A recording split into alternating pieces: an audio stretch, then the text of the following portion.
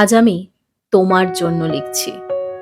মাঝ রাস্তায় ল্যাম্পপোস্টের অদ্ভুত হলুদ আলোর নিচে দাঁড়িয়ে আমি লিখলাম, চলে যাওয়া যেখানে অনিবার্য সেখানে মানুষ কি রেখে যায়?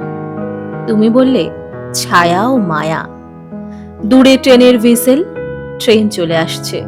আমাকে তার আগেই পৌঁছে যেতে হবে প্ল্যাটফর্মে, দ্রুত। তারপর টুপ করে উঠে যেতে হবে, চলে যেতে হবে স্টেশন ছাড়িয়ে অন্য কোথাও। আমি তাই মাঝ রাস্তায় দাঁড়িয়েই লিখছি, তোমার জন্য মায়া রেখে ছায়া নিয়ে চলে যাচ্ছি দূরে। ল্যাম্পপোস্টের হলুদ আলোর নিচে আমার ছায়া তখন কাঁপছে, আর তুমি বলছো ও কম্পন নয়, কান্না। কান্না কেন? কারণ মায়াবিহীন ছায়া জানে কতটা মৃত আর মিথ্যে সে। কিন্তু তুমি? আমি চমকে তাকালাম, কোথাও তুমি নেই, অথচ তোমার ছায়া রয়ে গেছে মায়া হয়ে।